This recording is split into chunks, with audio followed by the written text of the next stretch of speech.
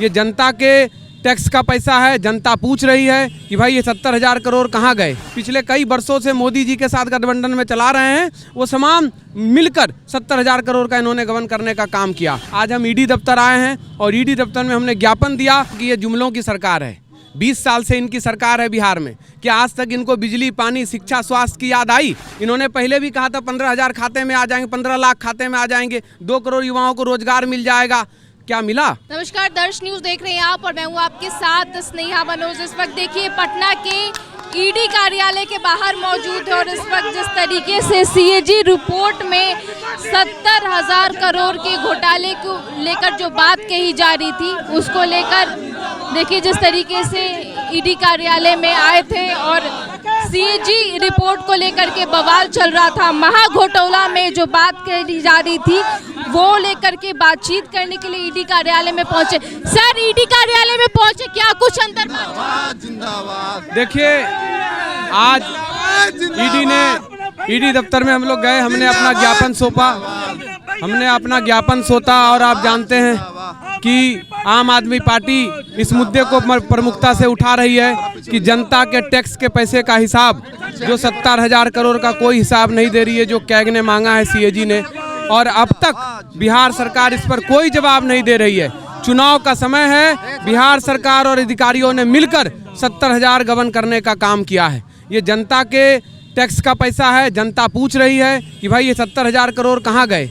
एक तरफ बिहार में बदहाली है, बेरोजगारी है, पलायन है, शिक्षा स्वास्थ्य की व्यवस्था खराब है और बाढ़ से प्रभावित हैं लोग यहाँ, और दूसरी तरफ यहाँ की सरकार अधिकारियों के माध्यम से, जो सरकार नीतीश जी पिछले कई वर्षों से मोदी जी के साथ गठबंधन में चला रहे हैं, वो तमाम मिलकर 70,000 करोड़ का इन्होंने गबन करने का काम किया। आज हमने, आम आदमी पार्टी ने आज इस मुद्दे को पहले से ही प्रमुखता से उठाया है। हम हर जगह जा रहे हैं। आज हम ईडी दफ्तर आए हैं और ईडी दफ्तर में हमने ज्ञापन दिया और हमारी मांग है कि इस पर जांच हो, क्योंकि सीएजी सरकार की विश्वसनीय संस्था है। जब उन्होंने बोला है, और ये हमने रिसीविंग कराया है ईडी दफ्तर में आके, और उन्होंने ये हमें भरोसा दिलाया है कि हम इस पर जरूर चर्चा करके आगे इस पर बढ़ेंगे और जो भी इस पर उचित कार्रवाई होगी करेंगे।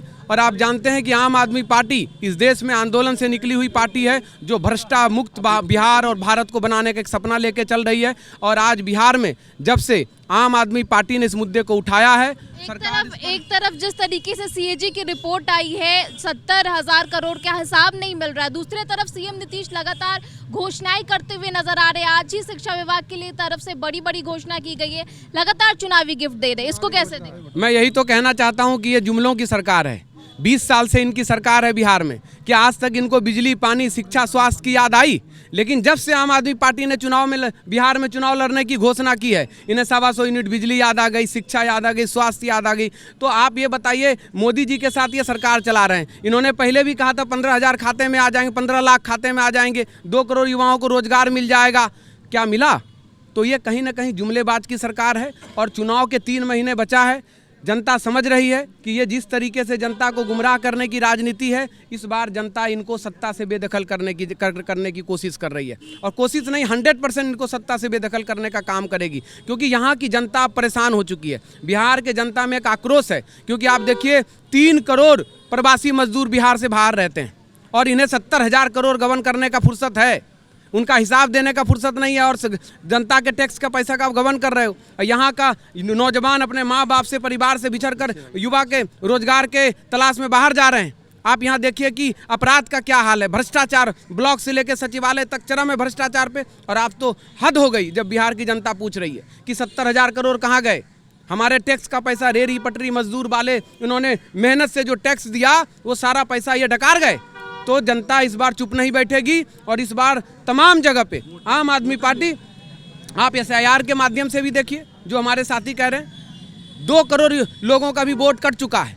तो एक तो चुनाव भी हाईजैक करने का काम किया इन्होंने, क्योंकि इनको पता है जैसे महाराष्ट्र, दिल्ली में इन्होंने काम किया था, बिहार में कर रहे हैं, क्योंकि उनको दलित, गरीब, मजदूर वोट नहीं देने जा रही है। तो कहीं ना कहीं लोकतंत्र खतरे में है। आम आदमी पार्टी इस बार मजबूती से चुनाव लड़ रही है, इन मुद्दों पे चुनाव लड़ रही है। और आप जानते हैं कि जहाँ जहाँ आम आदमी पार्टी का आज मॉडल है दिल्ली, पंजाब का, उस मॉडल की एक तरह से कहा जाए नकल हर कोई कर रहा है, लेकिन बिहार की जनता समाज कि चुनावी साल है और ऐसे में आम आदमी पार्टी भी अपना रुख अपनाना चाह रही है बिहार के चुनाव में। कितनी सीटों पर लड़ने का एजेंडा है? आम आदमी पार्टी इस बार बिहार के सभी सीटों पे मजबूती से चुनाव लड़ रही है, क्योंकि इस देश में तीसरी सबसे बड़ी पार्टी आम आदमी पार्टी है, राष्ट्रीय पार्टी के रूप में है।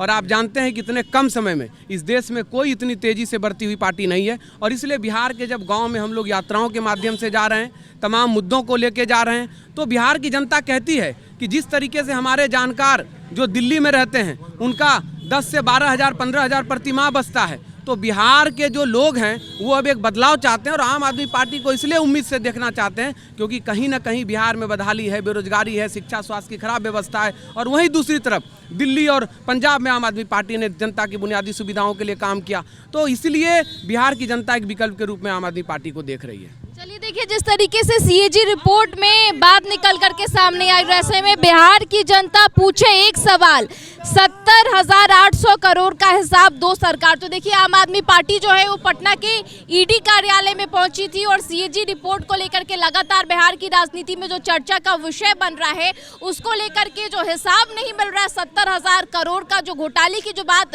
तमाम विपक्षी पार्टियों की तरफ से कही जा रही है, उसको लेकर जो ज्ञापन सौंपने की जो बात है वो आम आदमी पार्टी ज्ञापन सौंपने के लिए पटना की ईडी कार्यालय में पहुंची है। और ऐसे में हमने आपको तस्वीरें दिखाया कि किस प्रकार से बड़े संख्या में जो आम आदमी पार्टी के समर्थक है वो पटना की ईडी कार्यालय में पहुंचे और लगातार नारेबाजी करते नजर आ रहे हैं। मुख्यमंत्री नीतीश कुमार और प्रधानमंत्री मोदी को लेकर के नारेबाजी करते नजर आ रहे हैं और साफ तौर पर जो प्रदर्शन है वो भी साफ तौर पर ईडी कार्यालय के बाहर देखने को मिल रहा है।